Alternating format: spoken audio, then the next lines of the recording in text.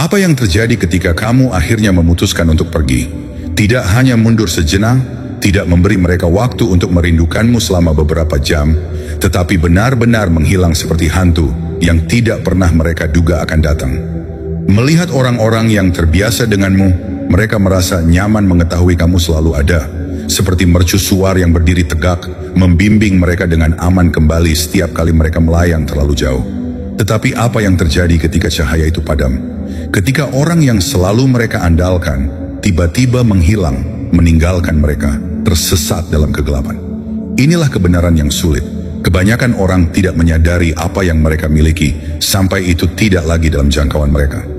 Mereka berasumsi kamu akan selalu ada, tidak peduli seberapa sedikit mereka memberi kembali. Tetapi saat kamu berhenti mengangkat telepon, berhenti menjawab pesan mereka, dan berhenti menunggu perhatian setengah hati mereka, saat itulah perubahan yang sebenarnya dimulai. Mari kita berhenti sejenak. Pikirkan tentang itu. Apakah kamu pernah berada dalam situasi di mana kamu selalu menjadi orang yang memberi, selalu orang yang mengulurkan tangan, dan kemudian suatu hari kamu memutuskan sudah cukup, kamu menjauh? Apa yang terjadi selanjutnya? Pada awalnya mereka mungkin tidak memperhatikan. Mereka terlalu terbiasa dengan kehadiranmu, terlalu yakin dengan kesetiaanmu. Namun kemudian sesuatu berubah. Udara menjadi lebih dingin, keheningan menjadi lebih berat, dan tiba-tiba ketidakhadiranmu tidak mungkin diabaikan. Itulah saat ketika semuanya berubah. Karena ketika kamu pergi, ketika kamu benar-benar menjauh, bukan hanya kehadiranmu yang mereka rindukan, tetapi juga kehangatan, stabilitas, dan energi yang kamu bawa ke dalam hidup mereka. Itu adalah pembicaraan larut malam, kepastian, cara kamu membuat mereka merasa aman tanpa berusaha. Ketidakhadiranmu tidak hanya menciptakan kekosongan, itu memperlihatkan betapa banyak yang mereka miliki dan betapa sedikit mereka menghargainya. Pikirkan seperti ini, bayangkan seseorang yang telah minum dari sumur selama bertahun-tahun, tidak pernah berpikir dua kali tentang dari mana air itu berasal. Kemudian suatu hari, sumur mengering, airnya hilang. Tiba-tiba mereka kehausan, putus asa, dan dipaksa untuk memperhitungkan fakta bahwa mereka tidak pernah menghargai sumbernya sampai semuanya terlambat. Ini bukan tentang bermain-main atau mencari balas dendam. Ini tentang harga diri. Ini tentang memahami harga dirimu dan menyadari bahwa jika seseorang hanya menyadari nilai dirimu ketika kamu pergi, mereka tidak pernah benar-benar menghargai dirimu sejak awal. Sekarang ini tantanganku untukmu. Mundurlah, menjauh. Biarkan mereka duduk dalam keheningan. Biarkan mereka merasakan kehilangan. Dan ketika mereka mulai mengulurkan tangan, ketika mereka tiba-tiba mengingat harga dirimu dan mencoba menarikmu kembali ke dunia mereka, kamu akan tahu satu hal yang pasti. Kamu yang memegang kendali sekarang. Berikan komentar di bawah dan ketik, "Saya menarik secara alami" sebagai pernyataan bahwa kamu tidak lagi mengejar, tidak lagi mengemis, tetapi hanya membiarkan apa yang dimaksudkan untukmu mengalir dengan mudah ke dalam hidupmu. Sekarang, sebelum kita menyelami 6 hal yang mereka rasakan ketika kamu menghilang, pastikan kamu menyukai video ini, berlangganan saluran, dan tekan ikon lonceng sehingga kamu tidak akan pernah melewatkan pesan yang kuat seperti ini lagi. Dan tetaplah sampai akhir, karena saya akan mengungkapkan satu kebenaran yang tak ternilai, yang akan mengubah cara kamu melihat dirimu sendiri selamanya. Sekarang mari kita masuk ke dalamnya. Percayalah, itu akan mengguncang mereka sampai ke inti. Nomor 1, dorongan untuk mengejarmu. Ketika kamu menarik diri sepenuhnya, itu seperti meninggalkan gema yang tenang di ruangan yang tadinya riuh. Pada awalnya mereka mungkin mengabaikannya, bertindak seolah-olah hidup berjalan tanpa hambatan. Namun di balik eksterior yang tenang itu, ada sesuatu yang menggetarkan. Ketidakhadiranmu bukan hanya ruang kosong, itu adalah cermin yang memaksa mereka untuk melihat diri mereka sendiri lebih jujur daripada sebelumnya. Pada titik ini, mereka mungkin mengingat kepercayaan diri yang pernah mereka pamerkan, gagasan bahwa mereka baik-baik saja sendiri, namun kepercayaan diri dapat retak. Semakin jauh kamu menyimpang dari rutinitas harian mereka, semakin retakan kecil itu menjadi mustahil untuk diabaikan.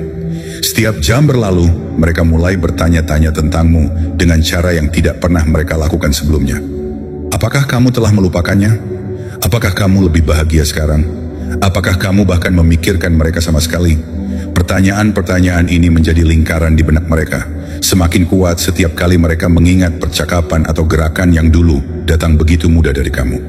Jika mereka meluangkan waktu untuk menghargainya sebelumnya, Mungkin mereka tidak akan terkejut dengan gaung ketidakhadiranmu sekarang. Namun di sini mereka merasakan tarikan yang tidak dapat mereka sebutkan. Dorongan yang hampir magnetis untuk mengulurkan tangan, untuk melihat apakah kamu masih ada. Terkadang dorongan itu muncul dalam cara-cara kecil yang hampir menggelikan. Mereka mungkin muncul di media sosialmu, membumbui kamu dengan suka, berharap kamu akan memperhatikan mereka.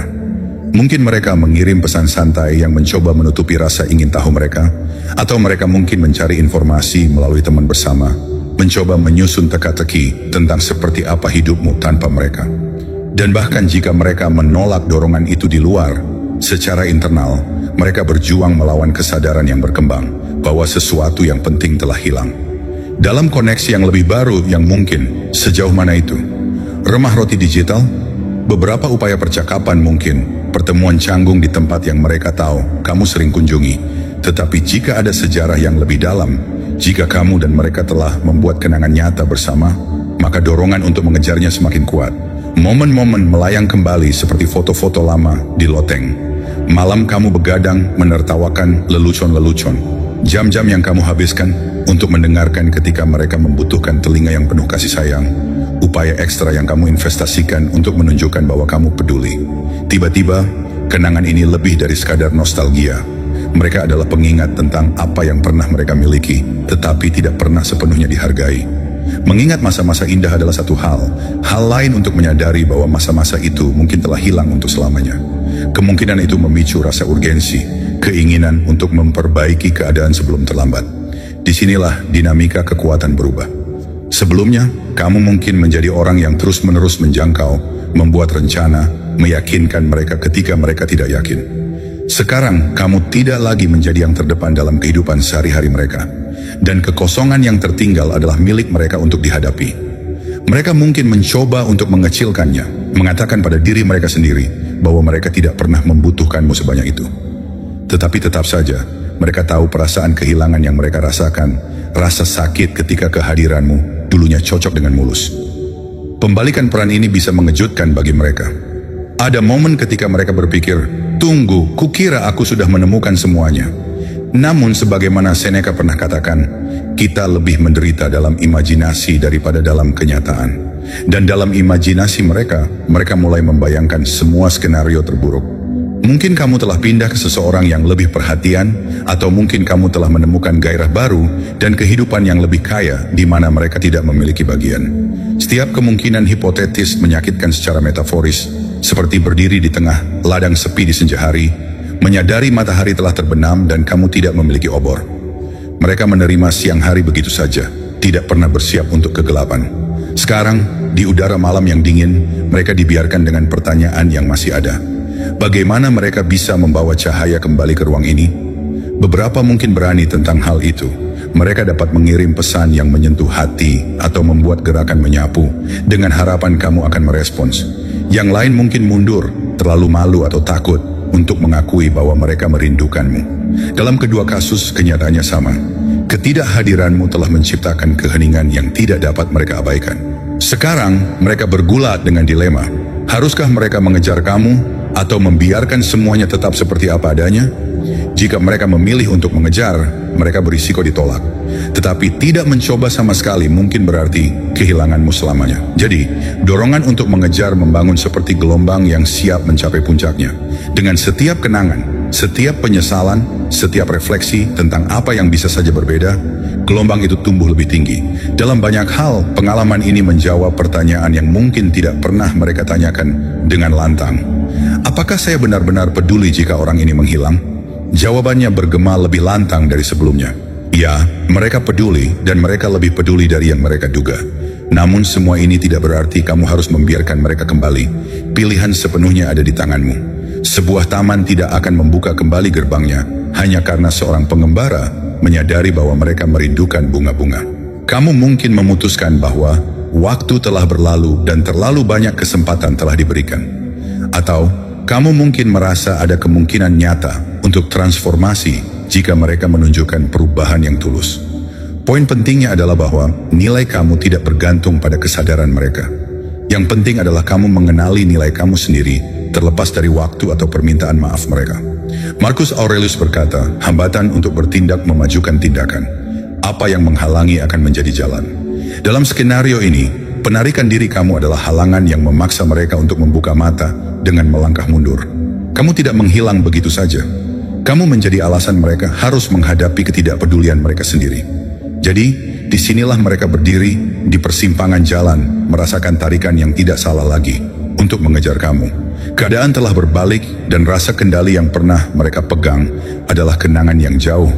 Apakah mereka bertindak atas dorongan itu atau tidak, terserah mereka. Dan apakah kamu merespons atau tidak, terserah kamu. Tetapi satu hal yang pasti adalah ini.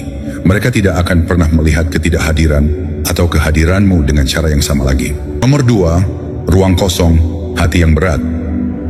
Terkadang, orang menjadi begitu terbiasa dengan keberadaanmu di dekat mereka, sehingga mereka hampir tidak memperhatikan semua cara kamu mengisi hidup mereka.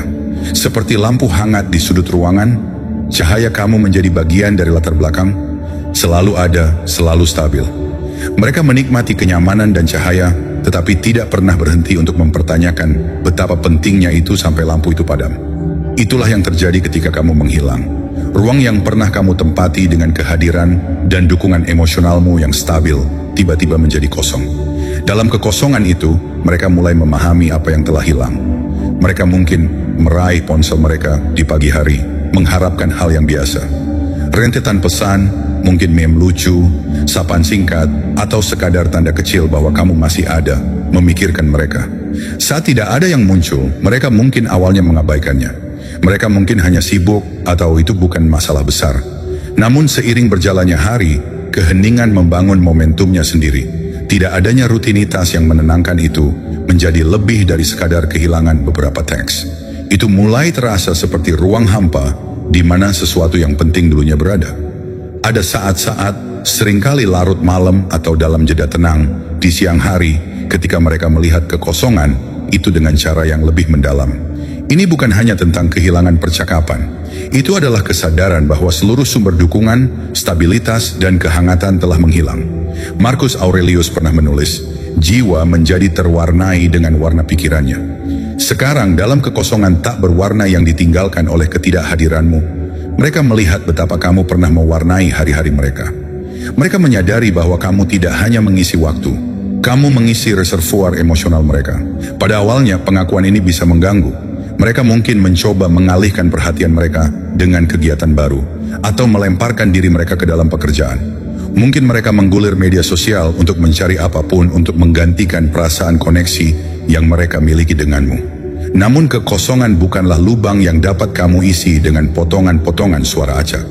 Itu adalah cermin yang memantulkan kembali apa yang hilang dalam diri mereka. Di mana dulu mereka dapat mengandalkan kehadiranmu yang meyakinkan, sekarang mereka dipaksa untuk bergulat dengan pikiran dan rasa tidak aman mereka sendiri. Beberapa mungkin mulai merasakan sedikit penyesalan, mengingat semua momen ketika kamu muncul untuk mereka, meminjamkan telinga yang mendengarkan, berbagi tawa, atau menawarkan kenyamanan dalam menghadapi kekhawatiran mereka. Mereka mungkin ingat betapa mudahnya bagi mereka untuk menerima semua itu begitu saja. Itu seperti mengingat lagu favorit yang hanya mereka dengarkan setengahnya. Sekarang, setelah musiknya berhenti, mereka akhirnya menyadari betapa bagusnya itu sebenarnya. Dalam penyesalan mereka mungkin bertanya-tanya mengapa mereka tidak pernah cukup berterima kasih kepadamu, atau mengapa mereka mengesampingkan perhatianmu seolah-olah itu akan berlangsung selamanya. Yang lain mungkin merasakan disorientasi, tidak yakin bagaimana menavigasi kekosongan yang kamu tinggalkan, seolah-olah mereka berdiri di ruangan yang semua perabotannya telah dipindahkan semalaman. Mereka tidak tahu di mana harus duduk, di mana harus meletakkan kaki mereka, atau bagaimana mendapatkan kembali keseimbangan mereka. Itulah kekuatan kekosongan itu, membuat mereka kehilangan keseimbangan, memaksa mereka untuk menghadapi hidup tanpa jangkar yang pernah kamu berikan. Pertanyaan-pertanyaan muncul di benak mereka. Apakah sudah terlambat untuk memperbaiki keadaan? Apakah saya mengusir mereka dengan mengabaikan apa yang penting? Apakah saya orang yang membuat ini terjadi? Pertanyaan-pertanyaan ini dapat menyengat, tetapi mereka juga berfungsi sebagai katalisator untuk introspeksi yang lebih dalam. Dalam pengertian itu, kekosongan bukan hanya kekosongan, itu adalah kesempatan untuk melihat segala sesuatunya dengan lebih jelas. Seneca mengamati, setiap awal yang baru datang dari akhir awal yang lain. Kepergianmu bisa menjadi akhir yang mencolok. Mereka perlu menyadari bahwa mereka harus memulai lagi dengan cara yang berbeda, dengan lebih banyak kesadaran. Mereka mungkin juga mencoba untuk merasionalisasi kehilangan itu. Mungkin kita hanya tumbuh terpisah, atau mereka mungkin lebih baik tanpaku. Di balik rasionalisasi itu ada sensasi mengabaikan bahwa mungkin ada lebih banyak yang bisa mereka lakukan, lebih banyak yang bisa mereka berikan. Itu menyakitkan karena kekosongan tidak membiarkan mereka menyalahkan orang lain. Ketidakhadiranmu menunjuk langsung pada fakta bahwa ruang yang pernah diisi oleh hubungan manusia yang sejati sekarang sekosong rumah tanpa penyewa. Kekosongan itu tidak mudah diabaikan. Tidak peduli seberapa sibuk mereka mencoba untuk menjadi. Di malam-malam tanpa tidur, ketika semuanya tenang dan pikiran mengembara, mereka mungkin memutar ulang percakapan lama atau momen yang dibagikan. Mereka ingat saat kamu tertawa bersama atas sesuatu yang konyol, atau kata-kata meyakinkan yang kamu tawarkan ketika mereka takut. Setiap kenangan adalah tusukan jarum yang mengingatkan mereka bahwa kejadian-kejadian itu tidak dapat dipanggil sesuka hati lagi. Mereka ada dalam kondisi tertentu, kemauan kamu untuk berada di sana. Sekarang, setelah kamu memilih untuk menjauh, mereka dibiarkan menghadapi kenyataan di mana dukunganmu tidak dijamin. Kekosongan ini juga dapat bertindak sebagai guru. Meskipun yang keras itu mengajarkan mereka pentingnya memperlakukan kehadiran orang lain sebagai hak istimewa daripada yang diberikan.